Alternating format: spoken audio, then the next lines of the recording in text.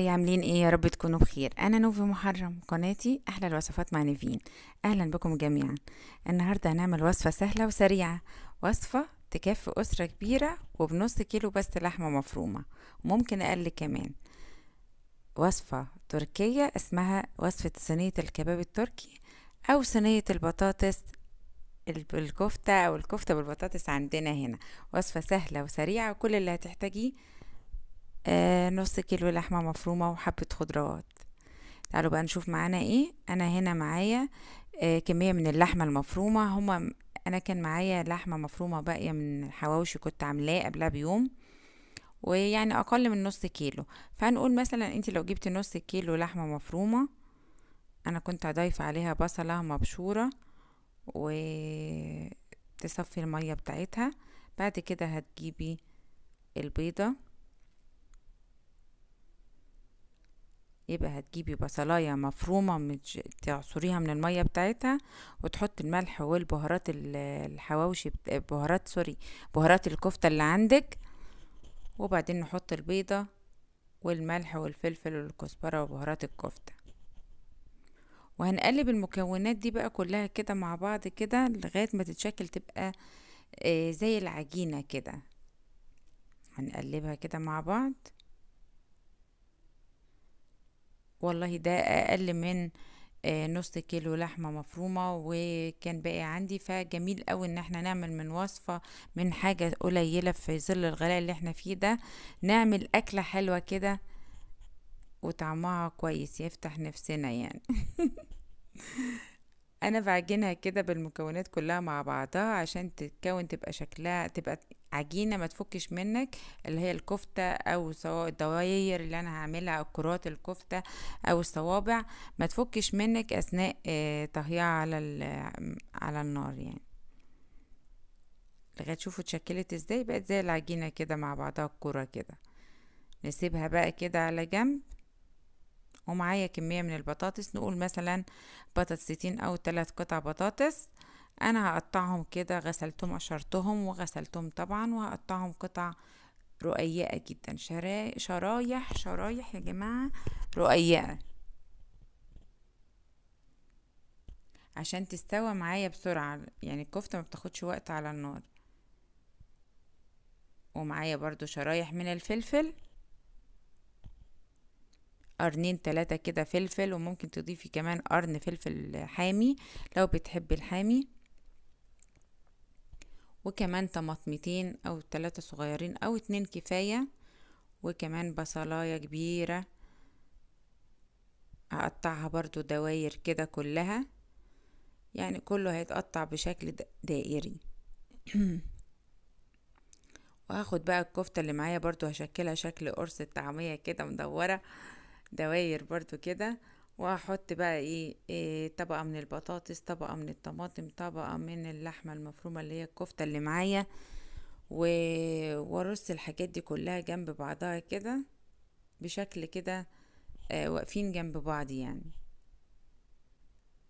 واوقات تانية ممكن اعملها كلها كده على بعض، اقلب الخضار مع البطاطس مع، واحط الكفتة عليها وخلاص وانتهينا. بس ده عشان الشكل اللي هو الدائري ده، بنغير بس في الشكل. شفتوا شكلها دوائر كلها ورا بعضها ازاي جميلة. خلصنا بقى رص الصينية كده كلها مع بعضها. ومعايا معلقة كبيرة زبدة، والزيت مجهزينه كمان، هنحط منه شوية، معلقتين كده ولا 3. هحط الزبدة كده بقى، اوزعها على الصينية بتاعتي. وهجيب معلقة صلصة وكوباية مية، او كوباية آه، شوربة، لو عندك كوباية مية، كوباية مرق الدجاج ممكن تضيفيها في كوباية المية. ونجيب معاه معلقة الصلصة، وهقلب الصلصة في المية دي عشان تسوي معايا البطاطس والخضار اللي معايا. وهضيفها على على الصينية اللي عندي دي، اللي هي الخضار بالكفتة. في انواع صلصة في السوق بتبقى مش كويسة جدا، بس في انواع تانية بتبقى حلوة. شوف اللون، دي صلصة جميلة جدا.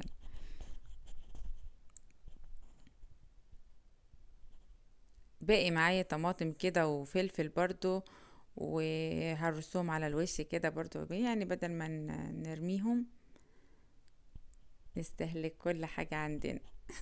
كل حاجة بقت غالية.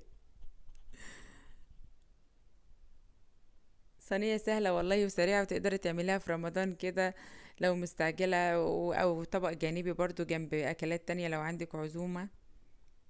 أنا خلصت كده شوفوا الصوص بتاعها. ده الصوص ده اللي هيسويها، ومش هضيف أي حاجة تانية بعد كده، هضيف بس معلقتين الزيت دول، واكون مسخنة بقى الفرن قبلها ب10 دقايق. ومعايا كمية من الموتزاريلا، طبعا انت ممكن تكتري الموتزاريلا اكتر من كده، او تخليها بعد ما هي تستوى شوية وتحطيها على الوش في الاخر، وتكتري طبعا الكمية. انا دول بس اللي كانوا عندي فحطيت الكمية دي. وممكن الاستغناء عنها برضه، مش حاجة، مش مكون اساسي في الوصفة بتاعتنا خالص.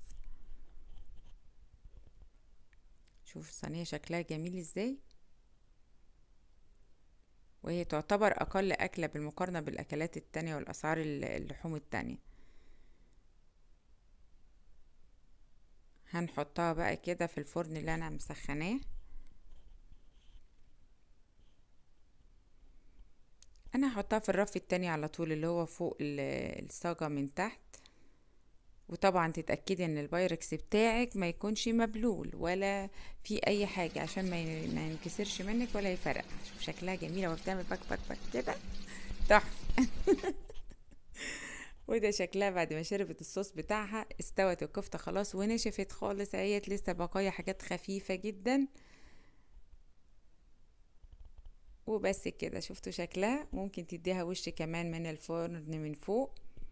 انا عملت معاها برضو رز بشعرية.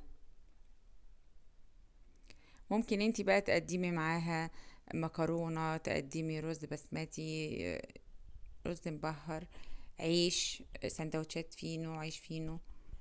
يعني انتي ممكن تعملي اي حاجة جنبها، وسلطات بقى ومخللات. وسلام، وسعيدة ان انا كنت معاكم. وما تنسوش تعملوا لايك، شير، سبسكرايب للقناة، وكمان تتابعوني على جميع وسائل السوشيال ميديا. احلى الوصفات مع نيفين على الفيس، انستجرام باسم نوفي محرم، وكمان تويتر، وكمان آه، كل ما تسيبوش حاجة ما تتابعونيش فيها. وسعيدة ان انا كنت معاكم، والى اللقاء في وصفة جديدة من وصفات احلى الوصفات مع نيفين. باي باي.